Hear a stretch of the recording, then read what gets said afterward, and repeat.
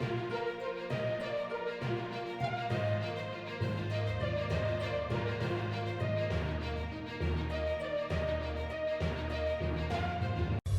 صاحبان سے کھل کر کہنا چاہتا ہوں جو شناختی کارڈ آپ کے پاس ہے وہی شناختی کارڈ میرے پاس ہے. جس شناختی کارڈ کی بنیاد پر آپ پاکستان کے شہری ہیں اسی شناختی کارڈ کی بنیاد پر میں پاکستان کا شہری ہوں. میں آپ کے انصاف کو تسلیم کرتا ہوں لیکن میں آپ کے ہتھوڑے کو تسلیم نہیں کرتا. جناب چیف جسٹس صاحب اور آپ کے 2 رفقا یا 3 رفقا، میں براہ راست آپ سے کہنا چاہتا ہوں کہ آپ انتہائی معزز کرسی پر بیٹھ کر ہماری توہین کر رہے ہیں. ایسے اقدامات کریں جو سراسر احمقانہ ہوں. ان کو یہ پتہ ہی نہیں ملک کی مفاد کس میں ہے، ان کو یہ علم ہی نہیں، ادراک ہی نہیں ہے کہ ملک کی سلامتی کے تقاضے کیا ہے. ایسے احمقانہ فیصلے کرتے ہیں اور عدالت ہمیں کہتی ہے کہ آپ اس ٹرک کے پیچھے چلیں. تو ہم عدالت کے اس جبر کو بھی تسلیم کرنے کو تیار نہیں ہیں. ہم اس پورے عمل کو غیر سیاسی عمل کہتے ہیں. پھر یہ ہو جائے گا تو پھر یہ ہو جائے گا تو پھر بساط نپٹ جائے گی تو پھر پتہ نہیں کیا ہو جائے گا تو پھر کیا. کب تک ہمیں ان باتوں سے گمراہ کیا جاتا رہے گا اور کب تک ہمیں ان باتوں سے بلیک میل کیا جاتا رہے گا.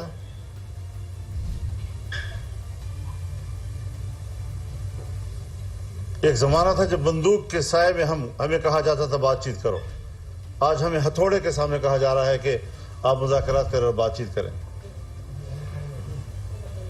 پھر کس شخص سے ہم بات کریں؟ وہ شخص جو کہتا ہے کہ میں الیکشن کے نتائج آنے کے بعد فیصلہ کروں گا کہ مجھے نتائج تسلیم ہے یا نہیں. ہم مذاکرات اس بات پر کریں کہ اس کو یقین دلائیں کہ آپ کی اکثریت آئے گی.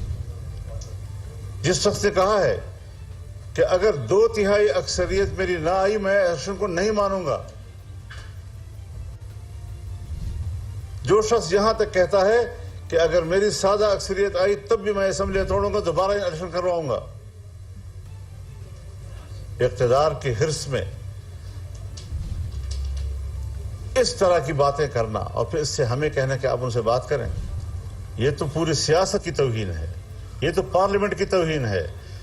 جناب چیف جسٹس صاحب اور آپ کے 2 رفقا یا 3 رفقا، میں براہ راست آپ سے کہنا چاہتا ہوں کہ آپ انتہائی معزز کرسی پر بیٹھ کر ہماری توہین کر رہے ہیں.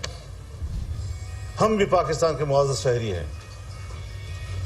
ایک شخص کی خوشنودی کے لیے، اس کو پروٹیکٹ کرنے کے لیے، اس کو تحفظ دینے کے لیے آپ پوری قوم کو ذلیل کر رہے ہیں. وزارت دفاع کی درخواست کو مسترد کر رہے ہیں اور ایک ایسا شہری کہ جس کا ایک پتہ اسلام آباد کا ہے اور دوسرا پتہ ایبٹ آباد کا ہے، اس کو پنجاب کی الیکشن سے کیا دلچسپی ہے؟ اس کو کوئی فائدہ نقصان اس سے وابستہ نہیں ہے. اس کی درخواست پر آپ کارروائیاں کر رہے ہیں. تو یہ ساری چیزیں ہمیں مد نظر رکھنی چاہیے اور ہم نہ عمران خان کو اس کا اہل سمجھتے ہیں کہ ان کے ساتھ بات چیت ہو جائے، ہم ان کو نااہل سمجھتے ہیں ان کے جرائم کی بنیاد پر. کورٹ پہلے اس کی بنیاد پر فیصلہ دے کہ یہ شخص جو ہے یہ فلاں جرائم میں ملوث ہے اور اس کی بنیاد پر وہ نااہل ہے جس کو ہم ملک کی سیاست کے دائرے سے نکالنا چاہتے ہیں. آج سپریم کورٹ اس کو سیاست کا محور بنانے کی کوشش کر رہی ہے. یہ نہیں چلے گا. جج صاحبان سے کھل کر کہنا چاہتا ہوں جو شناختی کارڈ آپ کے پاس ہے وہی شناختی کارڈ میرے پاس ہے. جس شناختی کارڈ کی بنیاد پر آپ پاکستان کے شہری ہیں اسی شناختی کارڈ کی بنیاد پر میں پاکستان کا شہری ہوں. میں آپ کے انصاف کو تسلیم کرتا ہوں لیکن میں آپ کے ہتھوڑے کو تسلیم نہیں کرتا. ہتھوڑا نہیں چلے گا، جبر نہیں چلے گا. اگر آپ نے جبر کی بنیاد پر ہم پر فیصلے مسلط کیے تو پھر ہم بھی آپ کی عدالت میں جانے کے بجائے عوام کی عدالت میں جائیں گے اور پھر فیصلہ عوام کی عدالت میں ہوگا. اللہ تعالی ہمارا حامی و ناصر ہو اور اللہ تعالی اس پاکستان کی حفاظت فرمائے، اس وطن کی حفاظت فرمائے اور ایسے قوتوں سے اور ایسے عناصر سے اللہ اس ملک کو محفوظ کرے جو اس ملک کی جڑوں کو کھوکھلا کرنا چاہتے ہیں بلکہ کر چکے ہیں.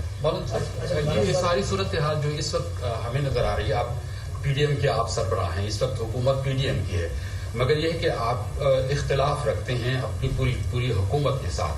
تو کیا ایسی اس کے علاوہ جس طرح سے ابھی آپ بتا رہے ہیں تو یہ نیریٹو یا یہ بیانیہ حکومت کا کیوں نہیں ہے یا وزیر اعظم کا کیوں نہیں ہے؟ کیوں اتنا فرق ہے؟ اور کیا کل اسی حوالے سے ہی بات ہو رہی تھی آپ کی؟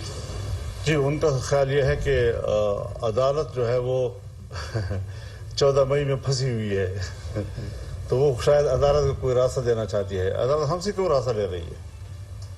عدالت نے خود جبر کا فیصلہ کیا ہے, واپس لے. جبر کے فیصلے کو ہم تسلیم نہیں کرتے. آپ کی گفتگو سے تو یہ پتہ چلتا ہے کہ پارلیمنٹ چیف جسٹس کو طلب بھی کر سکتی ہے اور اس کو ایگزیکیوٹ بھی کر سکتی ہے. میرے خیال میں ہمیں پارلیمنٹ کے فلور پر اس بات پر اس رویے پہ غور کرنا چاہیے کہ جب پارلیمنٹ سپریم ہے تو پھر اگر وہ ہمیں بلا سکتے ہیں تو پارلیمنٹ میں کیوں نہیں بلا سکتے؟ اچھا یہ جو مذاکرات کا اگر ڈیڈ لاک اس میں برقرار رہتی ہے تو پی ڈی ایم کا مستقبل کیا ہوگا؟ یہ ٹوٹ جائے گا تھوڑا سا؟ ہم تو بچانے کی کوشش کریں گے. اچھا مولانا صاحب حکومت بھی چلے گی انشاءاللہ, لیکن اپنا موقف تو ہے ہمارا ٹھیک ٹھاک, اپنا موقف دیں گے. یہ جو ساری صورتحال آپ بتا رہے ہیں, آج بھی چیف جسٹس صاحب نے واضح طور پہ یہ کہا ہے آپ کو کہ آپ لچک پیدا کریں. عمران خان صاحب کو یہ نہیں کہا کہ لچک پیدا کریں, اور ساتھ میں یہ بھی ہے کہ وہ جو 14 مئی کا جو فیصلہ جو ڈیٹ ہے وہ بھی وہی برقرار رہے. میں کہتا ہوں جی سپریم کورٹ اپنے رویے میں لچک پیدا کرے. میں ان سے توقع رکھتا ہوں کہ وہ جس کرسی پہ بیٹھے ہوئے ہیں وہ کرسی وہ ہے کہ جس پہ اگر وہ عمران خان کے لیے لچک پیدا کر سکتے ہیں تو ہماری لچک کیوں نہیں پیدا کر سکتے؟ اگر وہ اتفاق کرے کسی اور تاریخ پر تو پھر 14 مئی کی کوئی حیثیت نہیں ہے. لیکن اگر ہم اپنا موقف دے رہے ہیں تو پھر ہمارے لیے 14 مئی ضروری ہے. یہ جو ایک فریق کا کردار ادا کر رہے ہیں واضح فریق بن کر, تو پھر استعفے لے کر سیاست میں آ جائیں, پھر پتہ چل جائے گا کہ آپ کتنے پانی میں ہیں. تو کیا آپ اپنی حکومت مطلب جو اس وقت پی ڈی ایم کی حکومت ہے اس کی قیادت کو آپ پابند کر سکیں گے کہ اس شخص کے ساتھ جس سے آپ کا موقف ہے کہ مذاکرات ہونے ہی نہیں چاہیے, اور آپ کو وہ مذاکرات میں وہ بھی لا رہے ہیں اور آپ کے پیچھے یہاں پہ بھی آ رہے ہیں, آپ کو منا بھی رہے ہیں, تو کیا انشاءاللہ مذاکرات کا نوبت نہیں آئے گی؟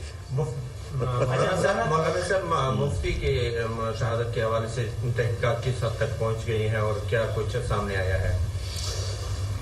مفتی صاحب کی شہادت کے بعد تو ابھی تک کوئی ایسے شواہد بظاہر نظر نہیں آ رہے کہ یہ کوئی سازش تھی. ہاں حادثہ ہے, اور حادثے میں بھی دیکھا جاتا ہے کہ کیوں ٹریفک کے قانون کی خلاف ورزی کی گئی ہے. تو اس حوالے سے چونکہ سب کچھ اب اس وقت قانون کے ہاتھ میں ہے, وہ گاڑی بھی, وہ ڈرائیور بھی, وہ گاڑی کے اندر جو لوگ سوار تھے وہ بھی, ان کی شناخت بھی تقریباً ہو گئی ہے. تو ابھی تو رمضان شریف ہے, ان کے خاندان بھی تعزیتیں لے رہی ہیں, ان کو بھی ہم نے آن بورڈ رکھنا ہے.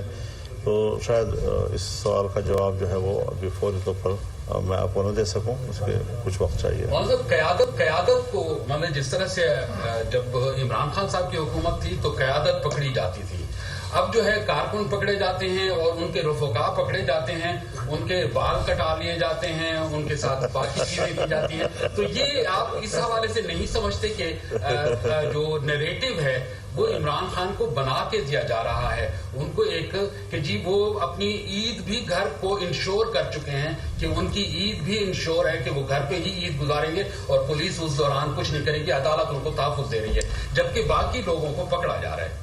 دیکھیے بات یہ ہے بنیادی کہ ہم نے میں نے یہاں پر آپ ہی کے پریس کانفرنس میں یہ بات پہلے بھی عرض کی ہے کہ اگر ہم انتقامی سیاست کرتے تو ہم نیب کے قوانین کو بدستور برقرار رکھتے. ہم نے اس میں جو نرمی دکھائی ہے, اب اس میں جہاں پر بھی قانون کسی کو پکڑنا چاہتی ہے تو قانون کا راستہ جو ہے واضح ہوتا ہے. ہم یہ تاثر نہیں دینا چاہتے کہ ہم کوئی انتقامی سیاست کر رہے ہیں اور ہم نے ہر قیمت پر, تو وہ بھی گرفت میں آ جائیں گے. 4-5 مقدمات کا اس کو سامنا ہے جس میں کسی طریقے سے بھی وہ نااہل ہو سکتے ہیں, اور ہم قانون اور انصاف کے تقاضوں کو پورا کرنا چاہتے ہیں. اچھا مولانا صاحب, اگر الیکشن کی طرف بڑھا جاتا ہے, معاملات طے ہوتے ہیں, تو مہنگائی اتنی زیادہ ہے, تھوڑا سا بتائیں کہ مہنگائی کی پسی عوام کو آپ کا کیا پیغام ہے, اور الیکشن میں آپ کا بیانیہ کیا ہوگا؟ میرے خیال میں الیکشن ایک تو بات یہ ہے کہ عمران خان ہمیں اپنے 3.5 سالہ کارکردگی تو بتائیں, ملک کی معیشت کو تباہ کر کے ہمیں دلدل میں بٹھا دیا. اور آپ جانتے ہیں میں جب حکومت ہمارے ہاتھ میں نہیں تھی تو میں جلسوں میں بھی یہی کہا کرتا تھا کہ اس شخص نے ملک کو اتنا ڈبو دیا ہے کہ ہمیں دوبارہ ملک کو اٹھانا ہمارے لیے دشوار ہو جائے گا. یقیناً آج قوم دلدل میں پھنسی ہوئی ہے. اس وقت آپ کی قیمتوں کے اتار چڑھاؤ کا اختیار آپ کے پاس نہیں ہے, وہ IMF کے پاس ہے. اسٹیٹ بینک آپ کا ان کے ہاتھ میں چلا گیا ہے. روپے کی قیمت بڑھانا اور کم کرنا یہ اب آپ کے اختیار میں نہیں رہا ہے. اب لوگوں کو بھی سوچنا چاہیے کہ عمران کے دور میں اتنی تبدیلیاں اس نے ایسی کر دی ہیں کہ جس نے ملک کو گروی رکھ دیا ہے, اور بہت سی چیزیں انہوں نے حکومت کے اختیار سے نکال دی ہیں جس کے منفی نتائج اس وقت عوام کے اوپر پڑ رہے ہیں, اور حکومت کو وہ چیزیں سنبھالنے میں بھی دقت محسوس ہو رہی ہے. لیکن ہم قانون سازی کی طرف جائیں گے, ہم بہتر قانون سازیاں کر کے ملک کو واپس اپنے اس حالت پہ لائیں گے کہ جہاں پر عوام کو سہولت ہو. اب مثال کے طور پر میں آپ کو ایک بات کہنا چاہتا ہوں. اس وقت حج کا موسم ہے. مفتی عبدالشکور صاحب رمضان شریف سے پہلے گئے اور حج پیکج کے اوپر سعودی گورنمنٹ کے ساتھ بات کی. جو پچھلے سال کی قیمت تھی کرایوں کی, اسی پہ فیصلہ ہوا, بلکہ کچھ کم پر بھی. اور ڈالر میں دیکھیں تو وہی فیصلہ, ریال میں دیکھیں تو وہی فیصلہ. لیکن ہمارے ملک کا چونکہ روپیہ کی قدر گر چکی ہے, اس کی قیمت کم ہو گئی ہے, تو اس حوالے سے دقت محسوس ہو رہی ہے کہ اب آپ کا 1 لاکھ کا اب 2 لاکھ پہ چلا جائے گا. تو پاکستان کا عام آدمی جب اپنے روپے میں ادائیگی کرے گا تو اس کو مہنگا لگے گا. لیکن اس کے باوجود ہمارے ساتھی جو ہیں وہ اب جو اس کا اضافی چارج ملا ہے طلحہ محمود صاحب کو, وہ بہت ایکٹیو ہیں, اور انشاءاللہ العزیز ہم کوشش کریں گے کہ جو حجاج کرام ہیں ان کی سہولتیں, چاہے وہ عام کیٹیگری کی کیوں نہ ہوں, لیکن VIP کیٹیگری کی ان کو وہاں پر خدمات مہیا کی جا سکیں, اور کچھ پیسے بچا کر حجاج کو واپس بھی دیے جا سکیں. وہ پیسے کسی کو کمیشن میں نہیں ملیں گے, وہ واپس حاجی کو خود ملے. مولانا صاحب, اگر مذاکرات کی طرف چلی جاتی ہے حکومت, مطلب وزیر اعظم صاحب اور ان کی کابینہ, تو کیا پھر آپ مزاحمت کریں گے, آپ مذاکرات پہ مجبور ہوں گے, یا ان کو آپ روک پائیں گے؟ میرا خیال میں اس اگر کا موقع نہیں آئے گا. بہت شکریہ. مزید واقعات اور خبروں کے لیے آئی پوائنٹ TV کو سبسکرائب کریں.